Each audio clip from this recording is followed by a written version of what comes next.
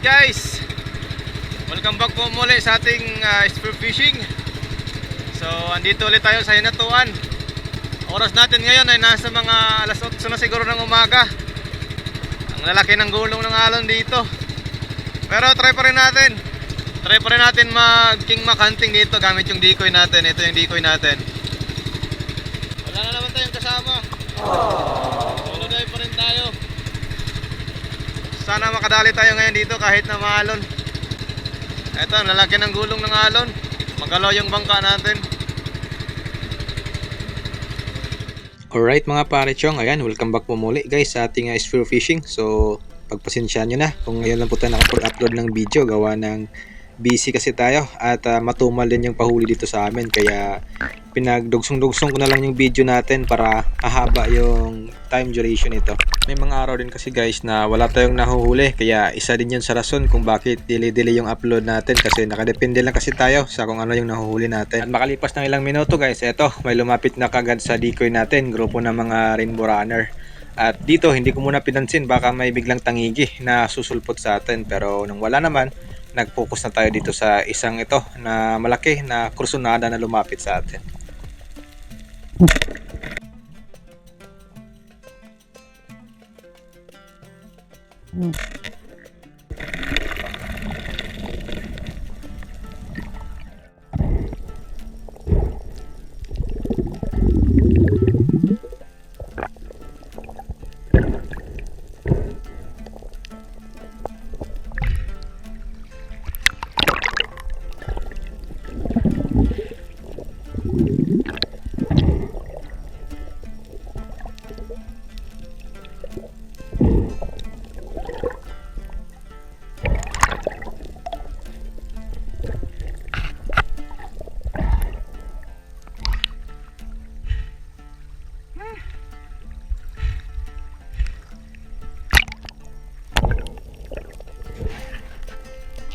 Matapos ko naman guys ma-secure yung rainbow runner, isang oras naman ang lumipas bago may lumapit ulit sa decoy natin.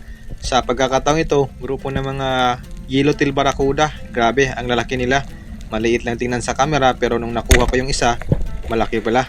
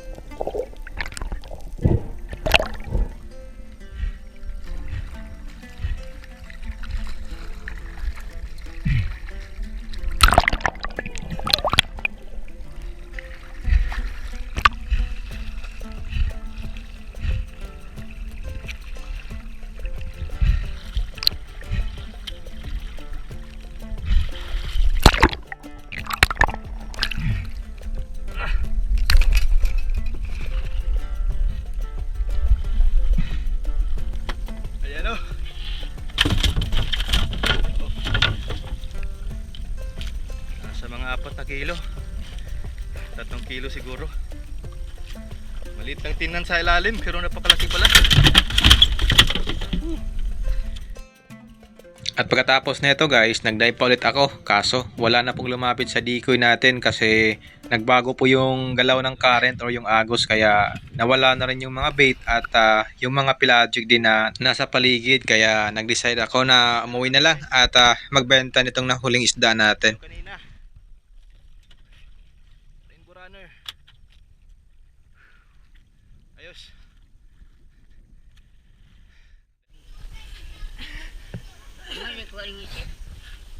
Alasa ko tida. Ikaw ko na alsa. Dali. Picture na doon. Ibabag ang isda. Ibabag ba ilaang mo? Ibabag ana? Oo, kana. Di ba baga na ito bang? Namapi na ko ini.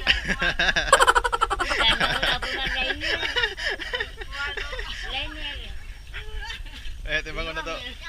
Liner. Hala, maabot dahil sa lain ng mga kita ko sa TV. Yan mana. Kita ko. Wala, si Iba, nagpasal isda. Sangyan. Nakatanawa. So, gamate mo dahil 3.8. Ay, sangkad. Yeah. Pangit. Kuya 3.8. Oh. Ay, tisutso. 3.8. Dili, 3.8.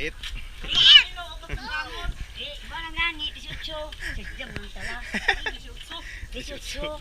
Oh, pamati ko 18. Kung buo na mo kayo mangga. 1.1. 21. Uno-uno. Nabenta ko na guys yung nahuli kong isda at eto na lang yung naiwan, yung buntot ng barakuda at yung ulo nito para may pangsigang kami mamaya. At kinabukasan nito ay nagdive ulit tayo guys at nagtungo ulit tayo dun sa may hinatuan kung saan tayo nagdadive, ngunit hindi tayo pinalad sa araw na pagpunta natin. May nagpakitang grupo ng barakuda, kaya lang hindi tayo nakapana dahil may ilap sila. Gamit ko dito guys yung bigay sa atin na pana ni Bro Jerome Habagat, kaya lang talagang siguro ayaw ng mga isda na magpahuli dito sa pana na to dahil matingkad kasi yung kulay ng reel nito, kaya siguro nagiging mailap sila, kaya bawi na lang tayo sa susunod na mga araw. Pakalipas naman guys ng ilang araw, ito, balik ulit tayo sa pagdadayo. Lumipat na naman tayo ng ibang spot na pinagpanaan at doon tayo sa may malapit sa Basul Island at tapat ng Barangay Buena Vista. Pagkarating ko nga dito guys, matik na. Nag-prepare na kaagad ako dahil madalian lang yung agos dito sa spot na to, kaya hindi na ako nagpatumpik-tumpik pa na mag-prepare ng mga gamit natin bago tayo nagda-dive dito. At dala-dala ko na rin guys yung pana dito ng tropa natin na si Jerome Habagat para masubukan ko yung power na ito.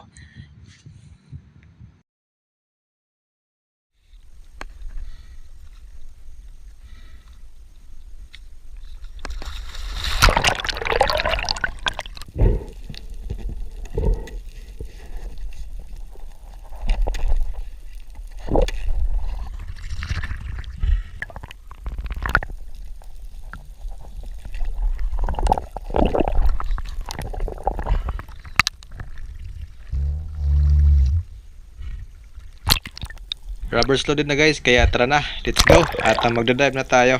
Maghahunt tayo ng mga isda ngayong araw na to. Pagkatapos nga ng warm up natin guys, eto, bumulusok na kagad tayo dito sa may malalim na area kung saan tayo naghahunt ng mga kingmak dito.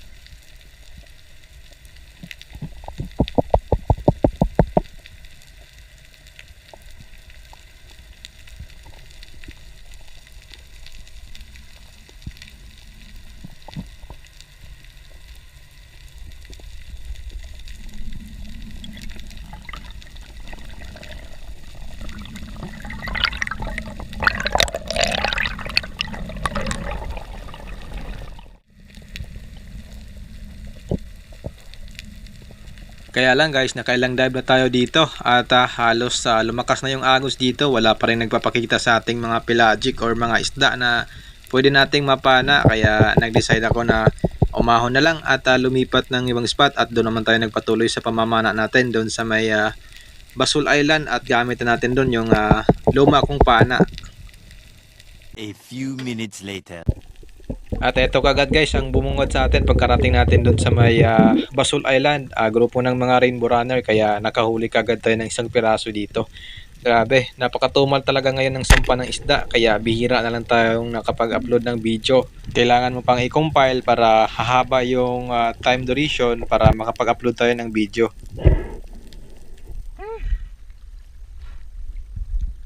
Una isda. Napakaduwal.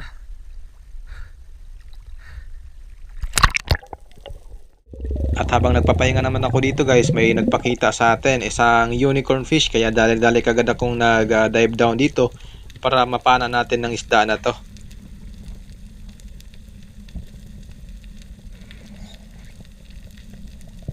At buti na lang guys, napaka-curious ng isda na to. At pagkababa natin ito, tuloy-tuloy kagad itong lumapit sa atin, kaya napana natin ito. Ngunit nga lang, napakababa yung pagkatira natin, pero good holding shot naman kasi makunat yung balat ng isda na to.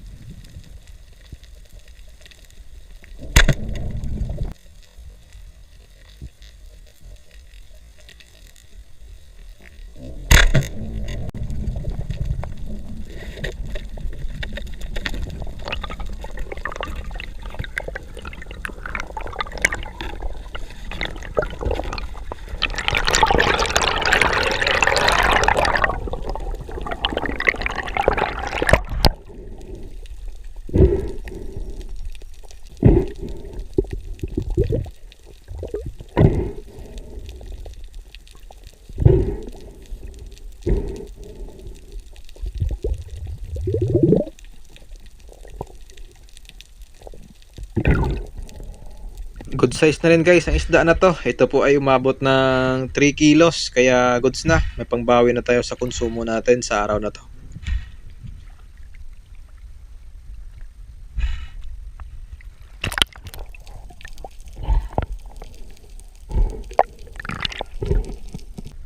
Buti na lang maamo. Unicorn fish. Eto, napakahaba na sungay.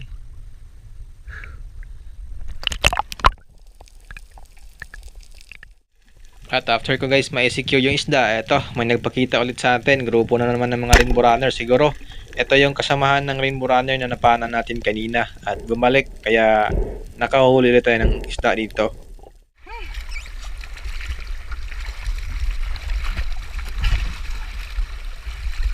Grabe. Isulog.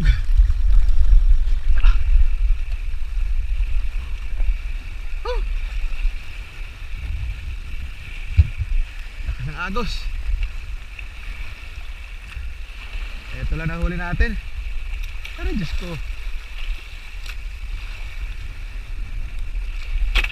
Tatlong piraso. Malakas na yung agos guys. Uwi na tayo. Wala na tayo mapagpanaan. Doon malakas din yung agos doon.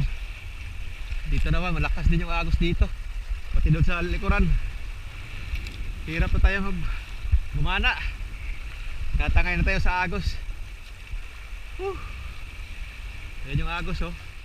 Pagdating naman ng hapon guys, eto, balik na naman tayo sa ating pamamana. At dito nga pala tayo nagdadive guys, sa malapit sa amin, sa may malakas na agos, kung saan tayo madalas nakakapana ng mga ilak. At eto yung unang clip natin.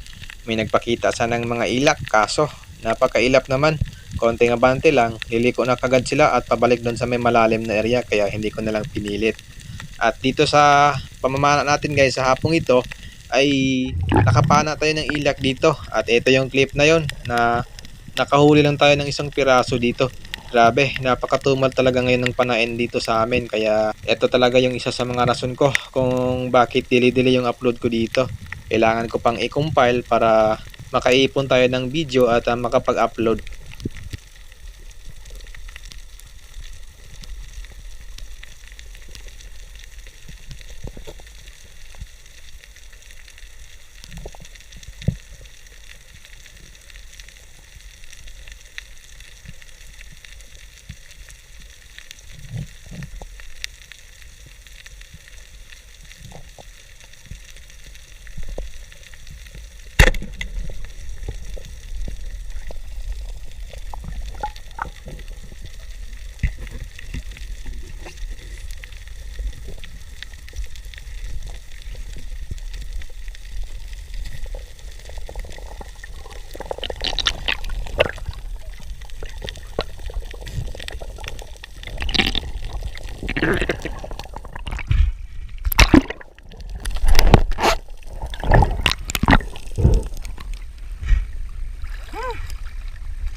Nakaisa din tayo.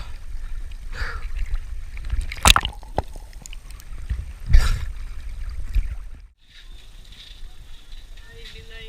Cecilio Bilay. Ay. Yan guys, nakahuli tayo ng isang lapu-lapu. Hindi na nasama sa video. Laman pati ba nga ba? Ano? Ayan, pare. Kaya mo kung ano. Los na isda, loso! 95 grams.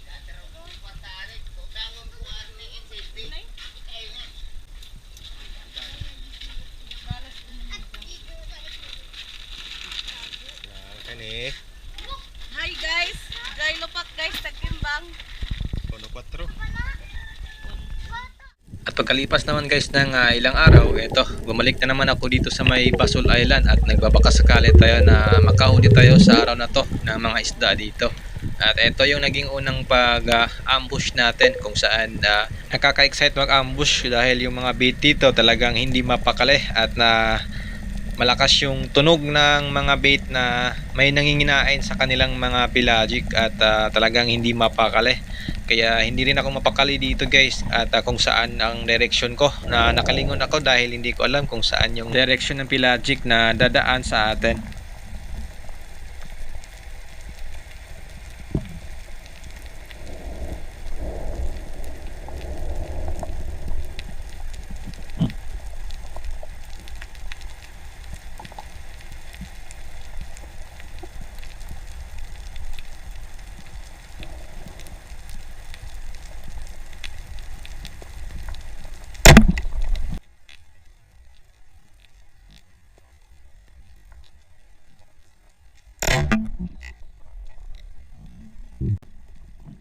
Buti na talaga guys, napaka-curious ng GT na to. Ito pala yung nambubulabog sa mga bit sa may baba, kaya hindi mapakali.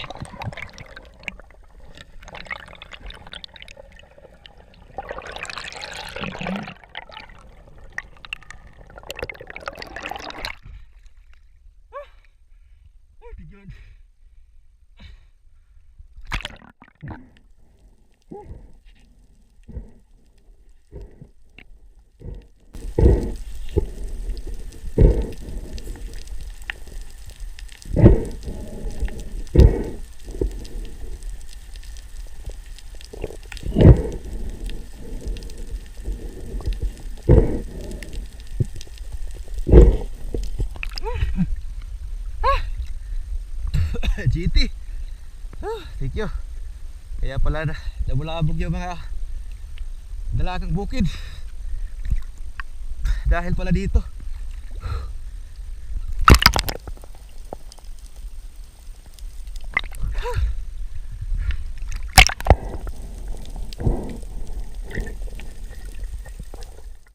Pagkatapos ko naman guys maikarga sa bangka yung GT natin, umabante tayo dahil nabulabog natin yung mga bait dun kanina sa pinagpanahan natin ng GT.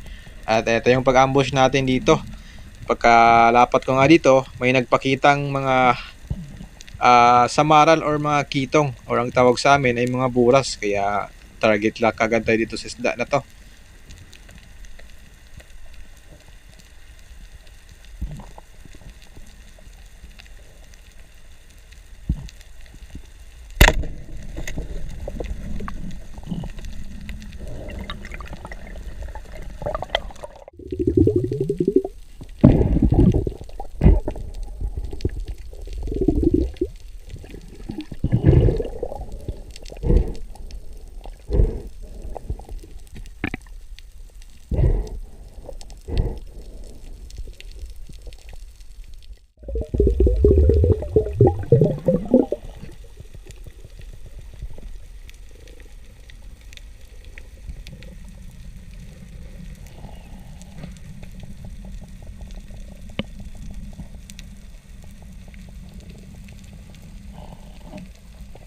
At dito naman guys sa dive na to, habang nag-ambush tayo dito, pinagmasdan ko muna yung paligid dito kung may pelagic ba na dadaan sa atin dito.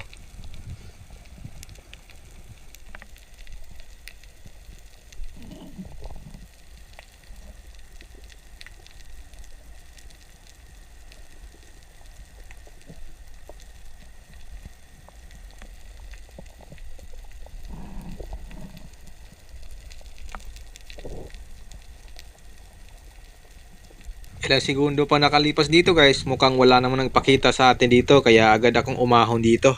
At pagkaahon ko nga dito, ito yung hindi ko inasahan dito guys. Habang paahon ako, may biglang kingmak na sumulpot at papalapit sa atin, kaya dali-dali kagad akong bumalik at nung na-meet natin yung tamang distance, pinana ko na kagad itong King Mac na to.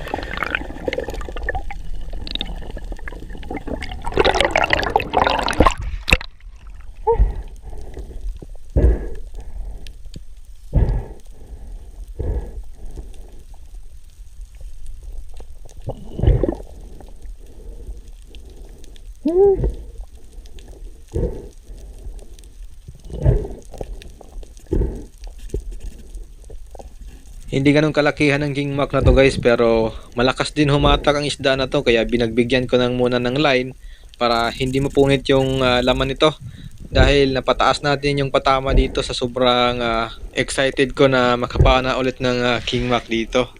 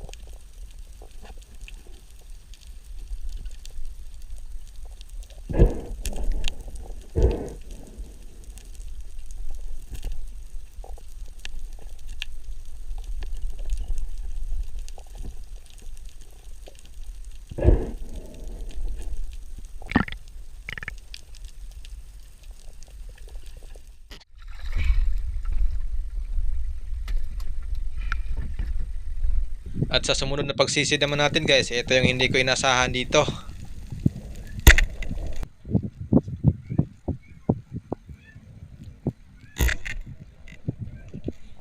Biglang sumulpot yung King Mac dito at buti na lang napakaamo at napagandahan natin yung tama dito, gitnang gitna, kaya talagang hindi na masyadong nakahatag ng line yung King Mac dito.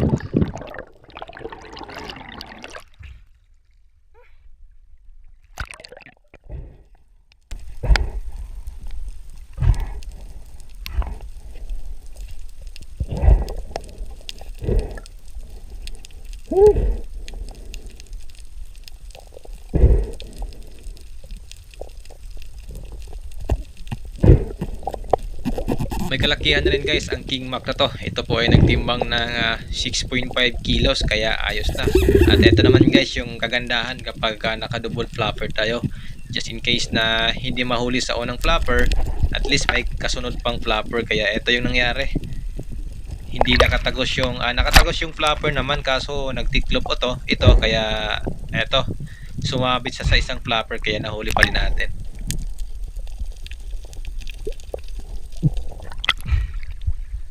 Lord, magalawag King Mac.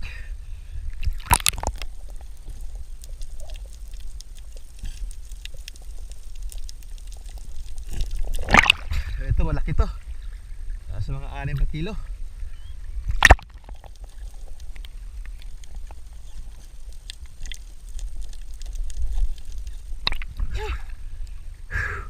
Malubat yung camera natin guys.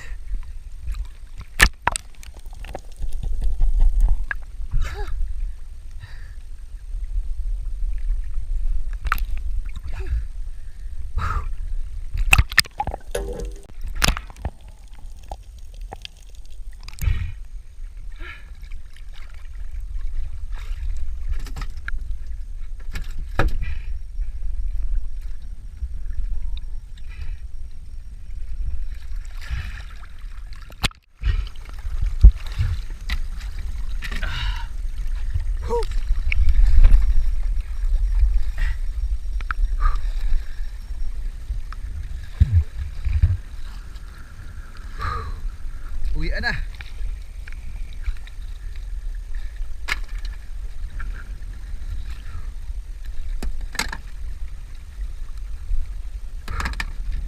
Ito lang ang huli natin guys.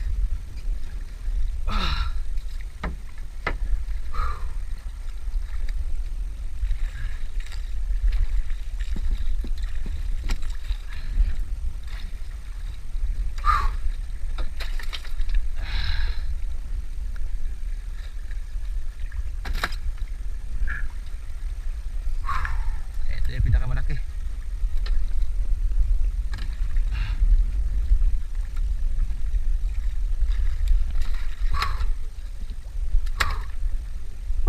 Thank you Lord.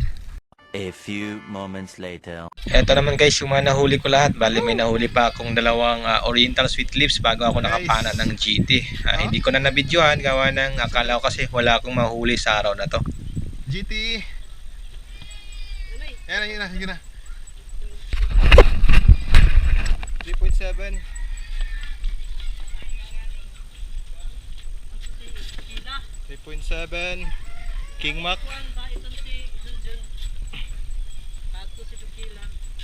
King Mac. 2.9 para 2.9 yung gamay. Lipte.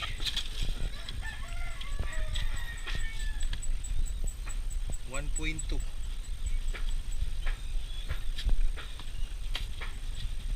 another lipte.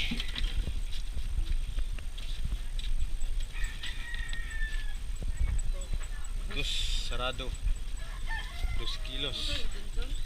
Dari John. John, nagmotor ka, John? Katuwaan na si Eileen Tukila, John. Sin 6.5. Alright. Kwarta. 6.5. Kandok-kandok kila ka lang, isang bawang ng ra. Guys, eto na lang yung naiwan.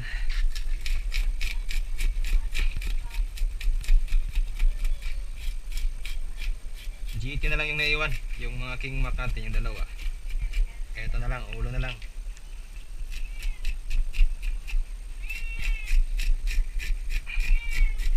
Eto ay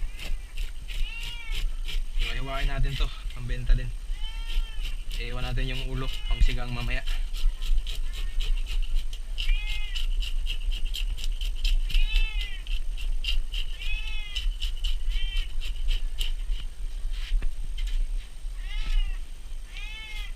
So right mga parichong.